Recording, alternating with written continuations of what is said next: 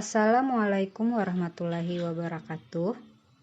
Kembali lagi bersama saya Aulia Agustina, peserta Latsar CPNS golongan 2 angkatan 1 tahun 2021.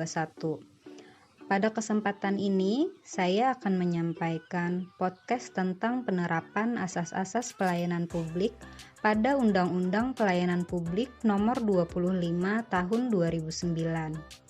Sebelumnya, kita pasti sudah sering mendengar kata pelayanan publik.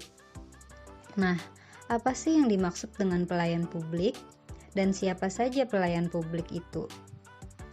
Menurut Undang-Undang Nomor 25 Tahun 2009, pelayan publik adalah kegiatan atau rangkaian kegiatan dalam rangka pemenuhan kebutuhan pelayanan sesuai dengan peraturan perundang-undangan bagi setiap warga negara dan penduduk atas barang, jasa, dan atau pelayanan administratif yang disediakan oleh penyelenggara pelayanan publik.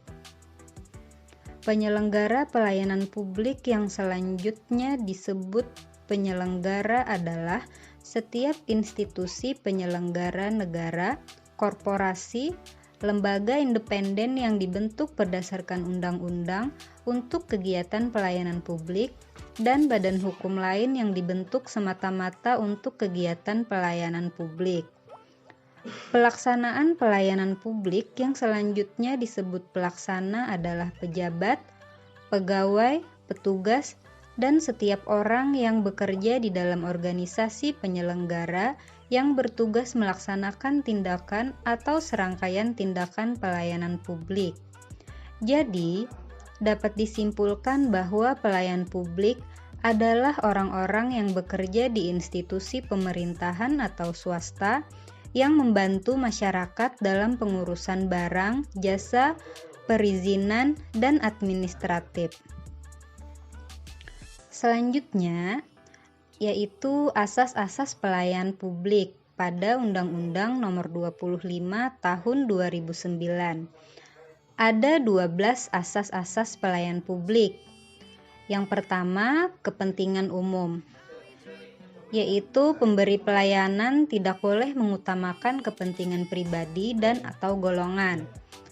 Contoh penerapannya, pegawai puskesmas mendahulukan kepentingan pasien untuk memperoleh pelayanan kesehatan. Yang kedua, kepastian hukum, yaitu jaminan terwujudnya hak dan kewajiban dalam penyelenggaraan pelayanan. Contoh penerapannya, yaitu puskesmas menjamin hak dan kewajiban pasien sesuai dengan peraturan yang berlaku.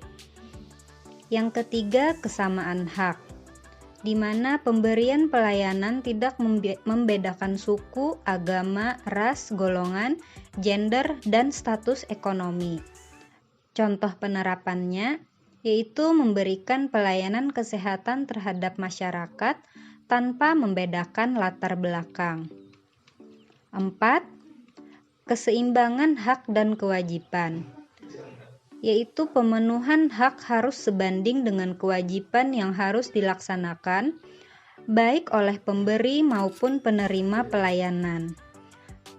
Contoh penerapannya, pegawai puskesmas ataupun pasien harus seimbang dalam pemenuhan hak dan kewajiban masing-masing.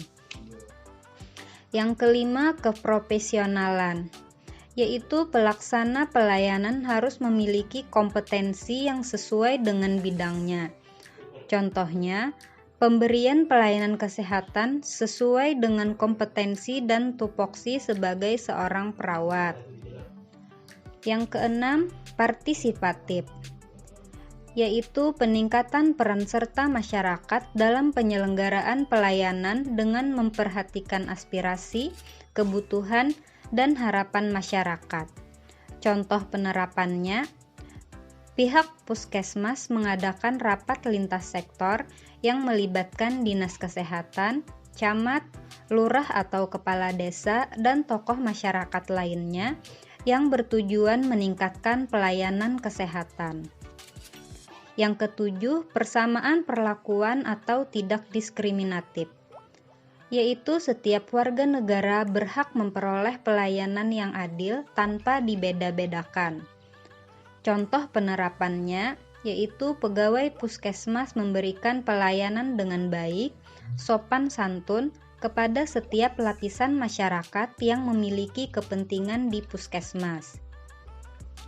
8. Keterbukaan, di mana setiap penerima pelayanan dapat dengan mudah mengakses dan memperoleh informasi mengenai pelayanan yang diinginkan. Contohnya, pasien yang ingin meminta surat rujukan dapat diberikan surat rujukan sesuai dengan keluhannya, kemudian dijelaskan rumah sakit mana tujuannya.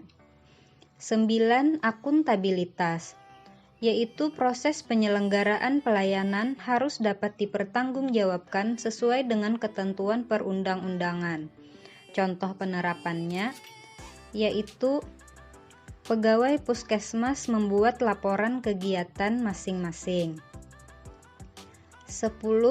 Fasilitas dan perlakuan khusus bagi kelompok rentan, yaitu pemberian kemudahan terhadap kelompok rentan sehingga terciptanya keadilan dalam pelayanan.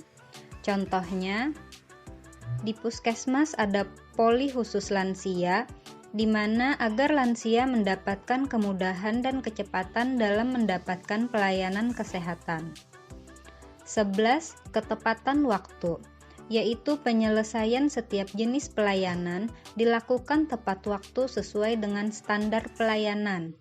Contoh penerapannya, memberikan pelayanan kesehatan sesuai dengan waktu yang sudah ditentukan. 12. Kecepatan, kemudahan, dan keterjangkauan, yaitu setiap jenis pelayanan dilakukan secara cepat, mudah, dan terjangkau. Contoh penerapannya, tenaga kesehatan cepat tanggap dalam memberikan pelayanan kesehatan sesuai dengan keluhan pasien. Nah, itulah tadi tentang asas-asas pelayanan publik pada Undang-Undang Nomor 25 Tahun 2009. Terima kasih telah mendengarkan podcast saya. Sampai jumpa lagi. Assalamualaikum warahmatullahi wabarakatuh.